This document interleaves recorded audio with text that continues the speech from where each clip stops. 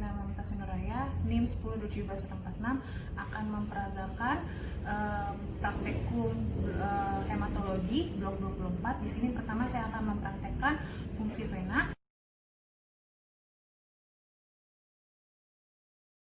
Kita mempersiapkan alat terlebih dahulu. Ada di sini ada antiseptik, kemudian ada tourniquet, terus ada handscoon, ada squid, ada alkohol 70%, tapi di sini saya menggunakan yang tisu, kemudian ada kapas kering, kemudian ada plester. Oke, sebelumnya kita mencuci tangan dulu dengan alkohol 70% atau asepsis. Di sini saya menggunakan hand sanitizer. 6 langkah WHO. 1, 2, 3, 4, 5, 6. Selanjutnya kita menggunakan handscoon.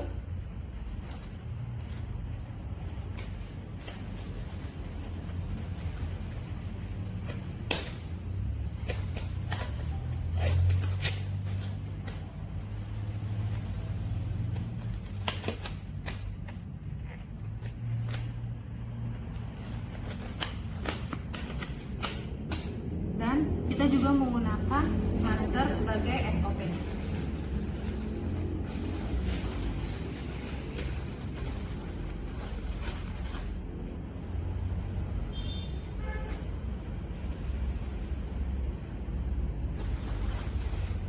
Oke Bu, di sini saya akan mengambil darah Ibu ya. Ibu boleh riweskan, tangannya ditaruh. Oke.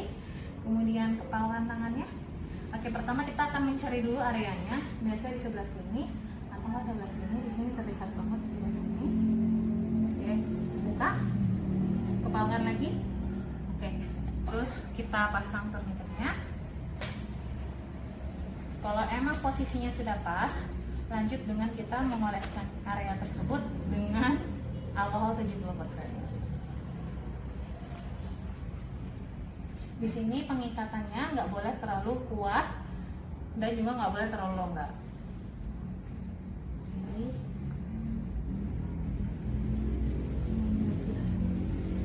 Buka.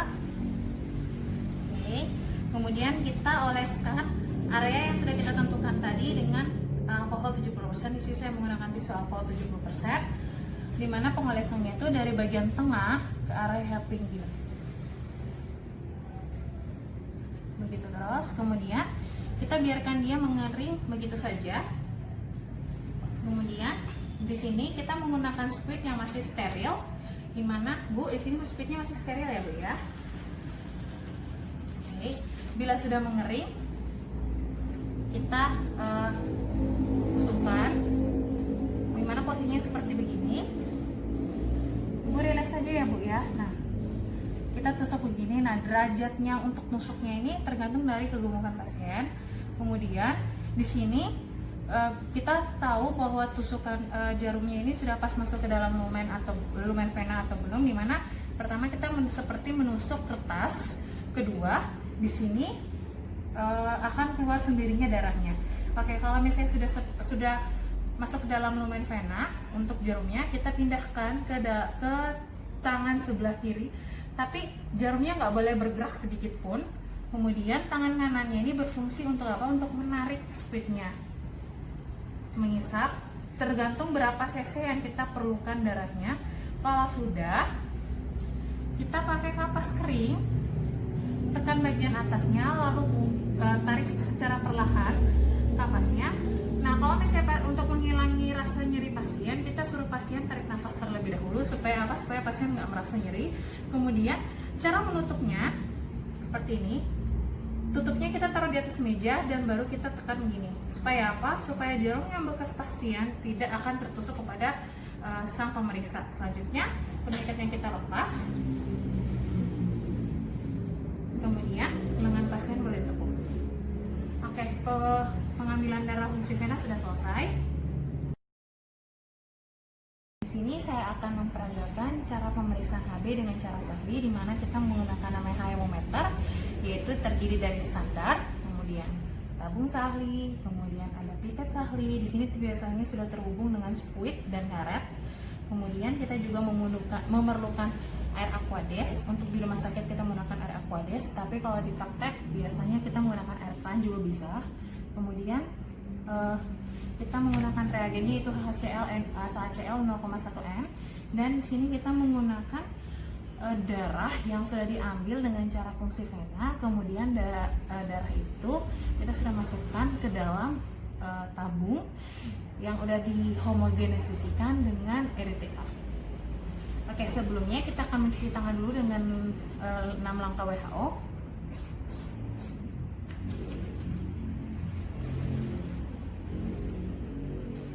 Kemudian menggunakan sarung tangan atau handscoon. Di sini SOP-nya yaitu kita sudah harus menggunakan handscoon dan menggunakan masker. Oke, selanjutnya pertama, tabung Sahli ini kita udah masukkan dulu ke dalam standar. Kemudian kita teteskan 5 tetes HCl 0,1 n ini ke dalam tabung Sahli yang ada di dalam standar tadi sebanyak 5 tetes ya.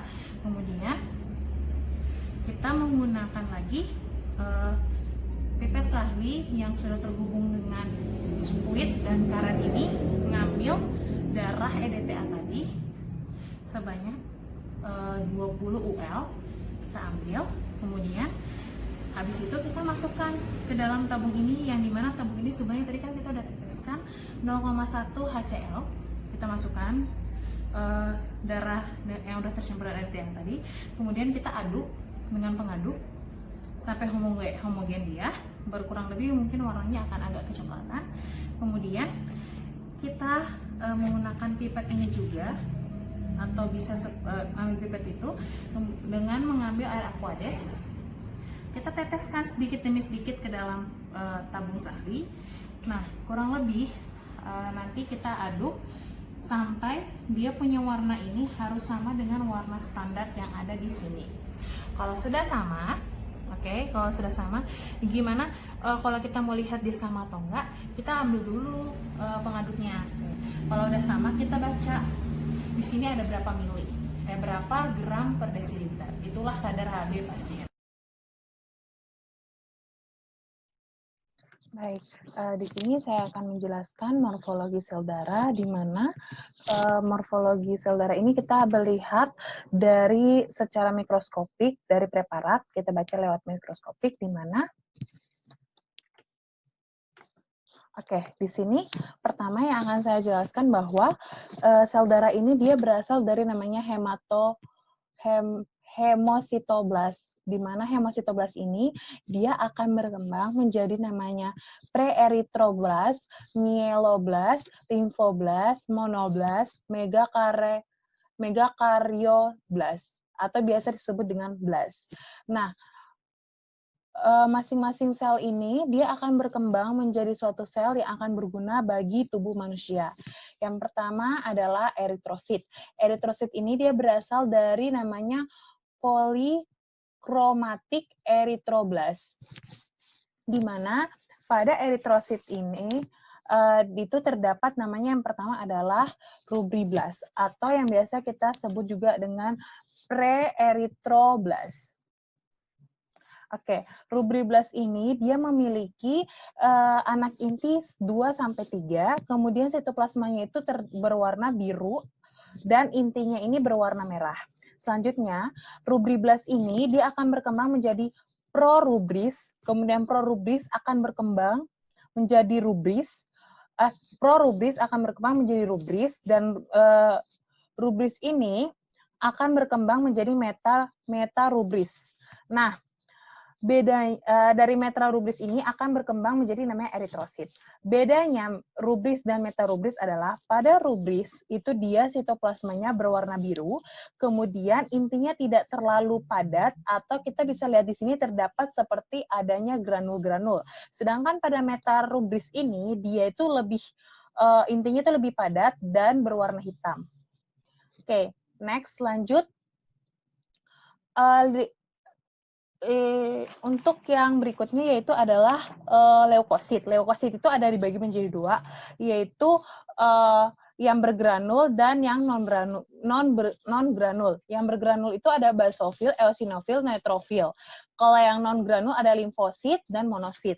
Nah, pada yang pertama yang kita bahas yaitu adalah neutrofil.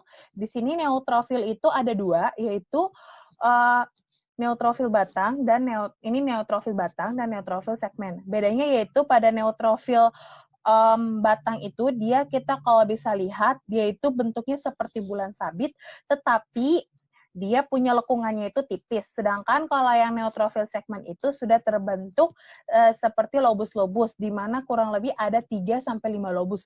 Tapi kalau misalnya pada neutrofil segmen ini terdapat lebih dari 5 lobus, berarti dia mengalami namanya hipersegmentasi.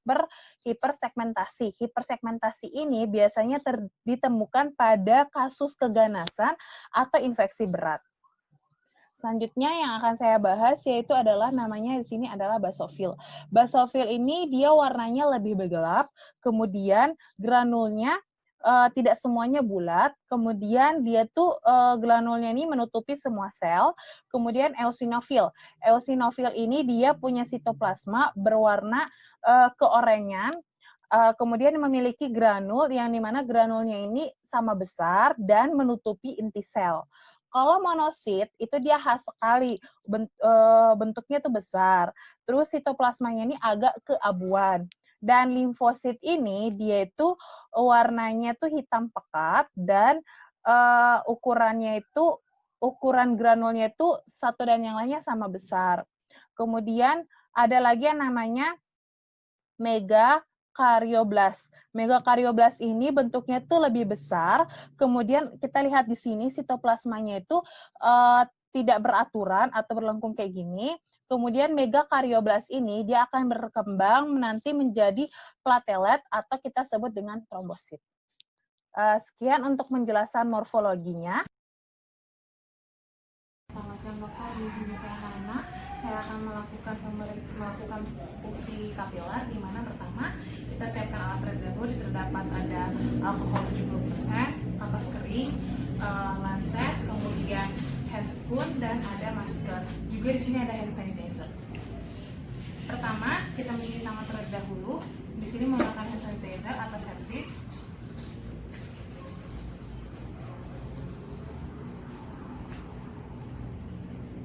Kemudian menggunakan handspoon.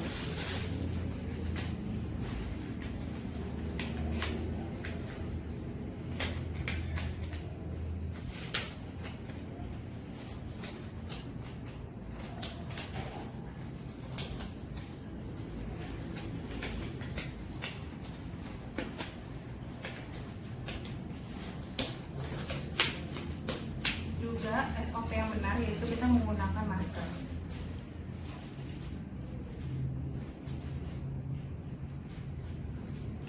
Baik, Ibu, di sini kita akan melakukan pengambilan darah secara fungsi kapiler.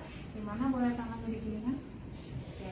Di sini biasanya kita mengambilnya itu pada jari yang ketiga dan jari yang keempat. Ini tiga dan keempat. Kemudian bila kita udah menemukan areanya, kita massage terlebih dahulu.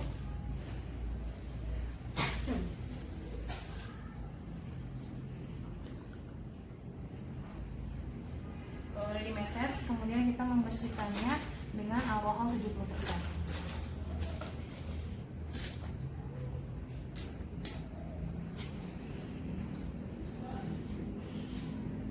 Kemudian keringkan dulu, jangan disentuh areanya. Kemudian kita mengambil lancet, kemudian kita tusuk di bagian lateral.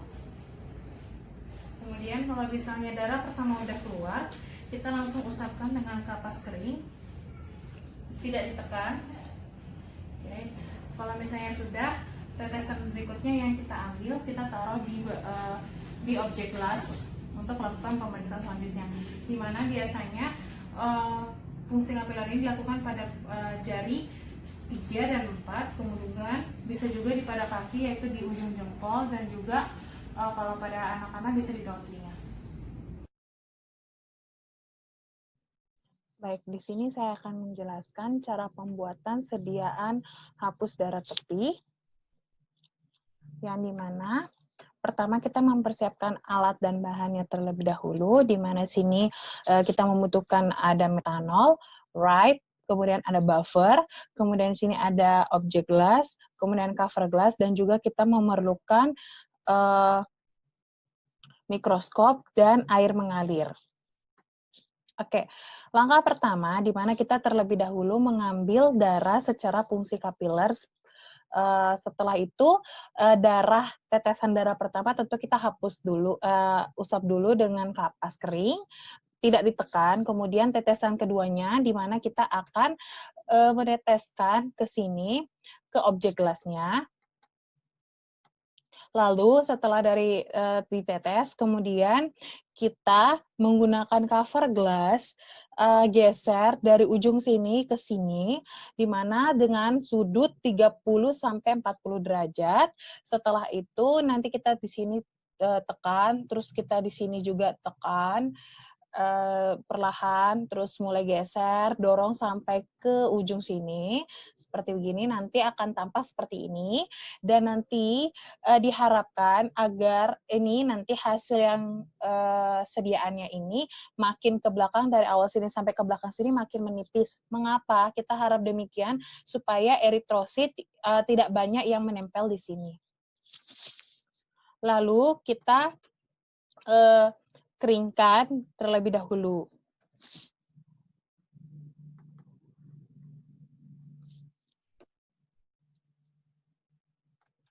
Oke, selanjutnya setelah kita harapkan preparat tersebut sudah kering, kita teteskan dulu pertama dengan metanol. Setelah kita tetes dengan metanol, kita diamkan dulu sampai kering. Pokoknya tetesan metanolnya ini juga harus menutupi satu objek gelas ini. Kemudian kita tunggu sampai kering. Setelah kering, kita teteskan lagi dengan right. Itu harus menutupi satu objek gelas ini sampai pokoknya luber. Nah, setelah itu kita diamkan dulu sampai 7 menit. Terus setelah kita diamkan, kita teteskan lagi menggunakan buffer sampai mengcover semua permukaan ini juga. Setelah itu kita diamkan lagi selama 7 menit. Setelah kita diamkan, kita kita bilas dengan air mengalir, di mana di sini air yang kita butuhkan tidak boleh mengalir deras ataupun mengalirnya kecil, cukup sedang saja. Setelah itu kita pokoknya sampai kira-kira sudah semua buffernya hilang. Kemudian kita keringkannya itu dengan cara apa? Dengan cara seperti begini. Ini misalnya ini objek gelasnya, di mana kita dirikan, tegakkan seperti ini. Sebelum dikeringkan, kita sudah harus labelkan terlebih dahulu di area kosong ini. Labelkan nama pasiennya siapa. Setelah dikeringkan, baru kita baca di mikroskop. Oke, di sini saya akan menjelaskan tentang hitung jenis sel, di mana sebelumnya itu kita membacanya di mikroskop, di mana sebelumnya itu kita persiapkan dulu sediaan hapus darah tepinya seperti yang tadi sudah dijelaskan. Nah, nanti hitung jenis selnya ini di mana kita pertama itu labelkan dulu di bagian ujung dari objek kelas, yang bagian ujung dari objek gelas yang bagian kosongnya itu, kemudian kita letakkan preparat yang ada di objek gelas ini di mikroskop, di mana kita harus perhatikan juga kondisi mikroskopnya, yaitu yang pertama harus kondensornya harus naik, kemudian diafragmanya harus terbuka supaya pencahayaannya cukup, kemudian kita baca dalam satu lapang pandang itu ada berapa sel leukosit yang muncul. Nah, setelah kita lihat dalam satu lapang pandang, kita tulis, kita isi di kolom pertama terlebih dahulu. Sampai di kolom pertama ini jumlahnya 10. Kalau misalnya dalam satu lapang pandang itu tidak sampai 10 sel yang kelihatan, maka kita boleh lihat di lapang pandang berikutnya, tetapi tetap kita tulis di kolom 1. Terus kalau misalnya kolom 1 nilai maksimalnya sudah memenuhi, yaitu nilainya sudah 10, maka kita boleh lanjut isi ke kolom 2. Walaupun misalnya itu di dalam lapang pandang yang sama, tetapi di kolom 1 sudah penuh, maka kita isinya di kolom 2. kita isi dari kolom 1, kolom 2, kolom 3, kolom 4, kolom 5, kolom 6, kolom 7, kolom 8, kolom 9, kolom 10 itu dengan kapasitas jumlah selnya yaitu sama 10 dengan tadi kriterianya itu yang pertama kita lihat dalam satu lapang pandang yang sama, kita lihat berapa sel terus kita isi dulu di kolom pertamanya. Kalau misalnya udah kelebihan kita pindahkan ke kolom berikutnya. Begitu terus seterusnya sampai jumlah ini semua maupun dari jumlah yang baik itu secara kolom maupun baris, tetap totalnya di sini harus 100. Seperti contoh yang tabel berikut ini.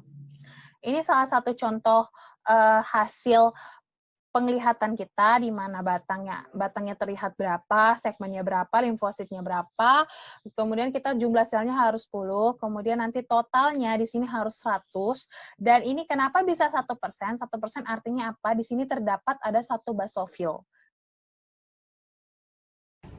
Oke, di sini saya akan melakukan pemeriksaan massa perdarahan dengan cara IV dan DUC. Pertama, menyiapkan alat terlebih dahulu. Ada asepsis, ada handscoon, ada alkohol 70%, ini saya pakai swab, kemudian ada tensimeter di sini, kemudian ada plester, dan juga ada kertas saring. Kemudian ada blood lancet. Cucikan tangan terlebih dahulu. Nama WHO 1, 2, 3, 4, 5, 6. Kemudian menggunakan handscoon.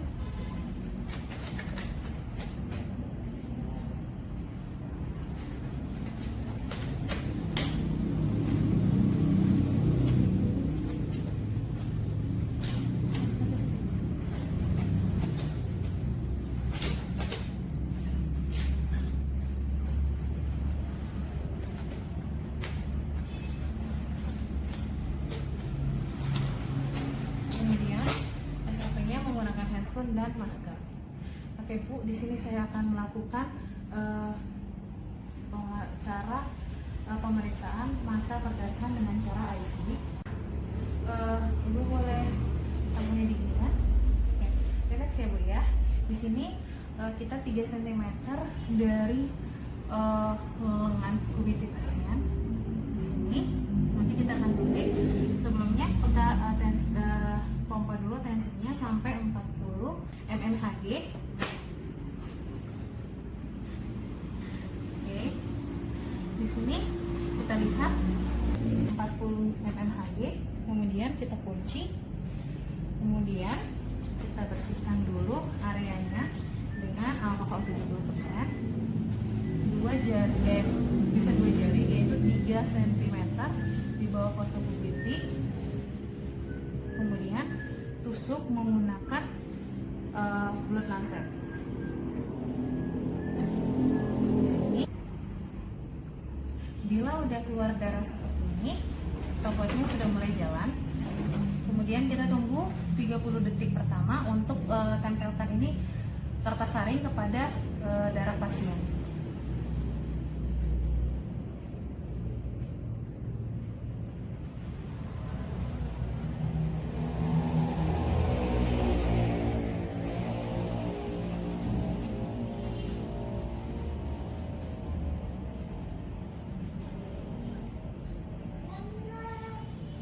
Tempelkan, kemudian kita angkat,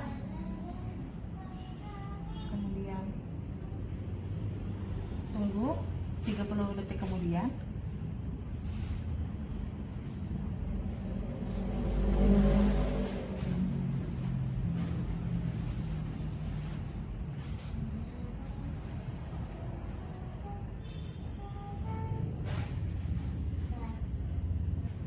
Tempelkan. Bila massa perdarahannya udah selesai, saudara akan terlihat seperti ini, dimana terdapat 12 titik. Kita lihat bersama 12 titik, mulai dari yang besar sampai yang kecil, dan kalau untuk kevalitannya ada di sini yang 5 mm diameternya. Kemudian kita buka tensinya, kita buka, terus kita hembuskan. Kemudian kita buka tensi, kita buka spektrum manometernya, kemudian kita lipat dengan yang baik dan yang benar. kemudian kita rapikan tensimeternya. Kemudian untuk pada pasien kita berikan handset plus.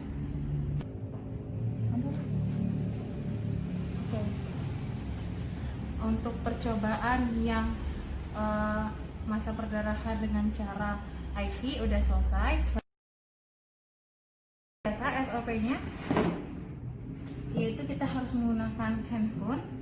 Sebelumnya kita harus cuci tangan dulu dengan 6 langkah WHO yang seperti tadi, menggunakan masker, dan di sini menggunakan blood lancet. Tapi di sini dengan cara loop dia tidak menggunakan tensimeter, tapi dia cuma pakai blood lancet. Kemudian kita menggunakan kembali alkohol 70%, di mana perdarahan, masa perdarahan ini dengan cara loop ini biasanya dilakukan kepada anak-anak, tapi di masyarakat sering dilakukan juga pada dewasa, yaitu di mana kita menggunakan daun telinga pasien. Mohon maaf polisi ya Bu ya. Oke, kemudian kita bersihkan daun telinga pasien seperti ini.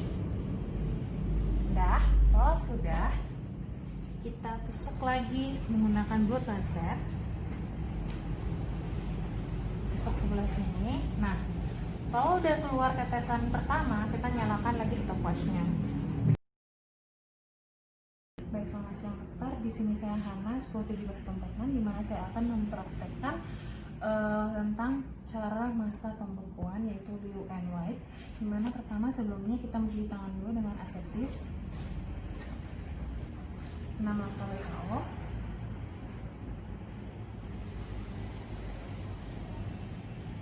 Oke, kemudian kita menggunakan handscoon.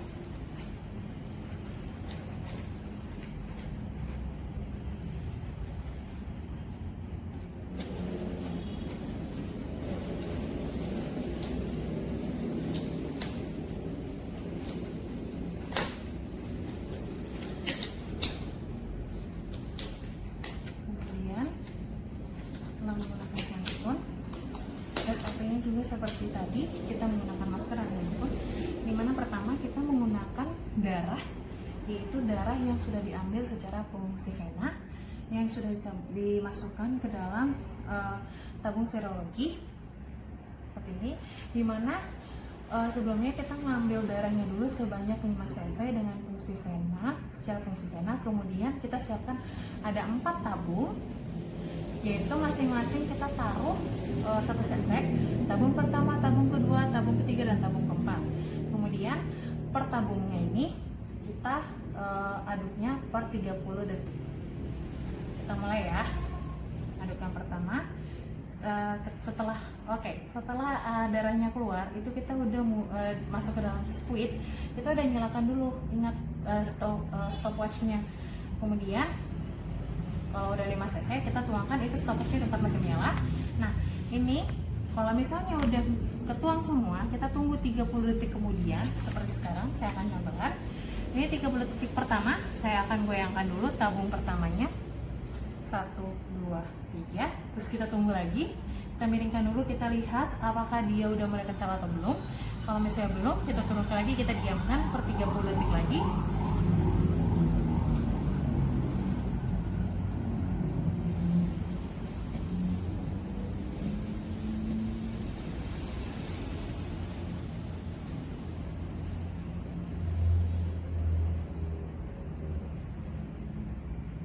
Oke, 30 detik berikutnya kita goyangkan lagi, 1, 2, 3. Kemudian kita lihat, misalkan tabung pertama pada menit kedua dia sudah kental. Nanti itu nggak harus kental banget, tapi cukup kita ngelihat seperti ini. Tidak perlu harus beku banget, tapi kita cukup lihat sudah kental seperti ini. Nah, baru kita pindah ke tabung berikutnya, yaitu tabung kedua, dengan cara yang seperti pertama, yaitu kita goyangkan per 30 detik per 30 detiknya. Kemudian kalau sudah pembukuan pertama itu kita catat tabung pertama udah berapa menit, tabung kedua berapa menit, tabung ketiga berapa menit, dan tabung keempat berapa menit. Setelah itu antara tabung 2, 3, dan 4 kita jumlahkan. Setelah kita jumlahkan, kita bagi 3, dan normalnya itu adalah kurang dari 15 menit itu sudah membeku. darah pasien. Sekian dari saya, terima kasih. Baik, di sini saya akan melakukan tes temple clip, di mana pertama di sini ada sphygmomanometer atau tensiometer, kemudian ada handspoon dan ada hand sanitizer. SOP yang baik di mana kita harus mencuci tangan terlebih dahulu.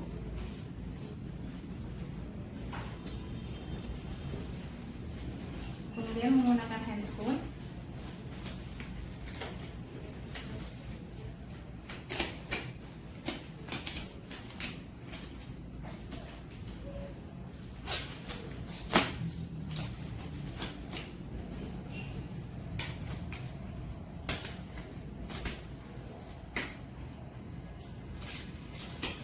Cuci tangan kita menggunakan handspoon kiri dan kanan dan juga menggunakan masker. Selanjutnya Bu, tangannya mulai taruh sini, oke.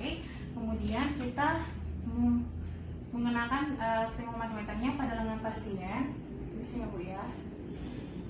Di sini ketika kita lilit tidak boleh terlalu kuat. Kemudian kita mengukur dulu tensi pasien. Kita ukur tensi pasien berapa. Kalau misalnya sistolnya lebih dari 100, maka kita mengunci sphygmomanometernya pada 100 mmHg. Bila kurang dari 100, maka kita ukur dulu sistolnya berapa, diastolnya berapa, kemudian jumlahkan antara sistol dan diastol, kemudian dibagi 2, dan hasil pembagian tersebut itu yang kita pakai untuk menguncinya. Nah, kemudian bila sudah mengunci, kita diamkan 10 menit. Nah, di sini biasanya pasien memang sudah merasakan ada warna kebiruan dan juga merasa kram. Nah, di sini kita mengajak komunikasi kepada pasien. Bila sudah 10 menit, kita lepaskan. Nah, kita buka kuncinya terlebih dahulu. Kemudian kita lepaskan sphygmomanometernya. Kemudian kita kempeskan. Kemudian kita lipat dengan yang baik. Kemudian kita biarkan dulu aliran darahnya mengalir sampai ke jari-jari pasien, dan kita lihat di sini apakah ada petek kuih atau enggak. Bila terdapat petek kuih, kita lihat apakah petek kuihnya lebih dari 10 atau tidak. Kalau bisa lebih dari 10, berarti rapid testnya ini positif. Oke, di sini saya akan menjelaskan tentang pemeriksaan golongan darah, di mana pertama kita tentunya mempersiapkan alat dan bahannya terlebih dahulu, yaitu di sini ada kertas golongan darah dan anti serum dan anti resus, yaitu ada anti serum A, anti serum B, anti serum AB, dan anti resus. Selanjutnya, kita harus mencuci tangan terlebih dahulu sebelum melakukan pemeriksaan, kemudian menggunakan sarung tangan seperti yang ada di gambar ini, kemudian menggunakan masker. Selanjutnya, kita isi identitas pasien di dalam kertas golongan darah yang tadi, yaitu nama, umur, alamat, kemudian kalau misalnya masih yang bayi, kita tulis tanggal lahir pasien, kemudian kita ambil darah pasien dengan cara fungsi kapiler seperti ini, kemudian tetesan darah ini akan kita teteskan ke 4 kotak ini, ke 4 kotak ini. Selanjutnya pada kotak pertama kita teteskan anti serum A, kotak kedua anti serum B, kotak ketiga anti serum AB, kotak keempat anti resus. Kemudian kita aduk seperti yang ada gambar sini, kita aduk dengan menggunakan pengaduk, maka di mana pengaduk pada kotak pertama, kotak kedua, kotak ketiga, dan kotak keempat itu harus beda. Supaya apa? Supaya anti serumnya itu tidak tercampur. Kalau misalnya kita pakai pengaduk yang di kotak pertama ke kotak kedua, otomatis nanti akan tercampur. Itu yang kita hindari. Kemudian kita lihat nanti hasilnya apakah ada aglutinasi atau tidak. Kemudian kita seperti dipatokan seperti yang sudah diajarkan sebelumnya, seperti ini. Pada golongan darah A terdapat aglutinasi pada anti serum A dan anti serum AB. Kemudian pada golongan darah B terdapat aglutinasi pada anti serum B maupun anti serum AB. Kemudian golongan darah AB itu terdapat aglutinasi baik itu anti serum A, anti serum B maupun anti serum AB. Kemudian golongan darah O dia tidak mengalami aglutinasi baik itu anti serum A, anti serum B maupun anti serum AB. Nah, di sini ada salah satu contoh hasil dari pemeriksaan golongan darah, di mana di sini pasien ini terdapat aglutinasi pada anti serum AB dan anti serum AB, anti serum AB dan anti serum A. Kemudian di sini resus pasiennya mengalami aglutinasi. Otomatis di sini saya mengatakan bahwa golongan darah sang pasien yaitu golongan darah A dengan dengan resus positif.